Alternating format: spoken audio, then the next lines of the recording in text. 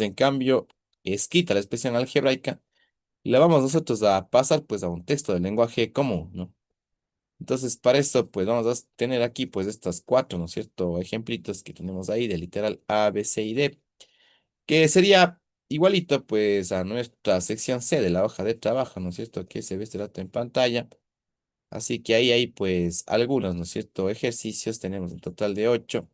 Aquí tenemos solo cuatro ejemplitos que le vamos a desarrollar con ustedes, pues y luego para tener el tiempo para que puedan hacer los literales de la sección que tenemos en la parte de la hoja, ¿no? Bien, entonces pues aquí, ¿no es cierto? Hay algunas situaciones, ¿no? Empezamos primerito con una raíz, ¿no? Que obviamente cuando no tenía pues ese numerito del índice radical se entendía como la raíz cuadrada, ¿no? Generalmente, en realidad, pues en el lenguaje no sería necesario que se escriba, ¿no es cierto?, qué es la raíz cuadrada, porque al hablar de raíz entenderíamos qué es la raíz cuadrada también. Así que se podría poner simplemente como la raíz en este caso, ¿no? Ya. Entonces, una vez que hemos puesto la raíz, pues hay varias formas en las que se podría escribir este lenguaje común, ¿no? La raíz podría ser, ¿no es cierto?, pues del cociente, ¿no? Y este cociente, pues como es división, implica dos cosas, ¿no? Podría ser entre X y Y, por ejemplo, ¿no? Directamente, o entre dos números, ¿no? Entonces entendemos, pues, la raíz, ¿no es cierto? Del cociente entre dos números, el un numerito sería X, el otro numerito sería Y. Hay otras maneras, ¿no es cierto? Podría decirse, pues, también la raíz, ¿no? De la división de un número para otro, o de una cantidad para otra, eh, o la raíz, ¿no? De X dividida para Y, o de un número dividido para otro, de una cantidad dividida para otro, pues habría un montón de formas, ¿no es cierto?, en la que usted podría escribir ese lenguaje común, ¿no? Obviamente que cambian las palabras, pero el propósito, ¿no es cierto?, el objetivo, la definición, pues sería exactamente la misma. Y así para las demás, ¿no? Por ejemplo, aquí, pues podríamos decir, ¿no es cierto?, el cuadrado de una cantidad menos el cuadrado de otra cantidad, ¿no? O como le vamos a poner aquí, pues la diferencia, que bien podría ser también la resta, ¿no? Y ya, la diferencia, ¿no? Podríamos también poner entre, ¿no? El cuadrado de una cantidad o de un número y el cuadrado de otro, ¿no? O de otra cantidad también podría ser, ¿no? Cualquiera de esas cuestiones, pues estaría perfectamente bien, ¿no?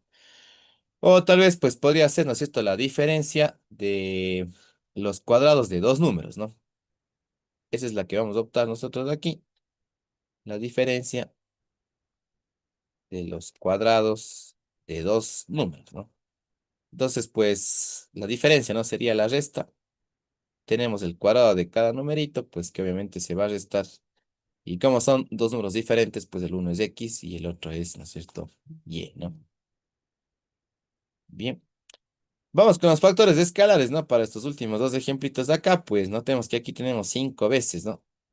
Eh, la diferencia, ¿no? Entre dos cantidades, o podríamos utilizar en lugar de escribir, pues estas cinco veces, que también se podría poner así, ¿no? Cinco veces, se podría poner pues el quíntuple, ¿no? El quíntuple de la diferencia, o el quíntuplo de la diferencia, ¿no? Entre dos números, ¿no? O entre dos cantidades. Esas cantidades, pues, serían, ¿no es cierto?, M y N, ¿no? A ver, perdón, la diferencia aquí. Disculpen, ya. Así estaría entonces perfecto. Cinco veces la diferencia entre dos números también podría ser, ¿no es cierto? El quíntuplo de la diferencia, ¿no es cierto?, entre dos números también podría ser la diferencia entre dos números multiplicado por cinco. Ya, o el producto, ¿no? De 5 por la diferencia entre dos números, pues hay un montón de maneras en las que se podría poner, ¿no es cierto?, en lenguaje común, ¿no? Y finalmente, pues en este ejemplo del final, ¿no es cierto? Tendríamos pues aquí dos tercios, podría ser, ¿no? O las dos terceras partes también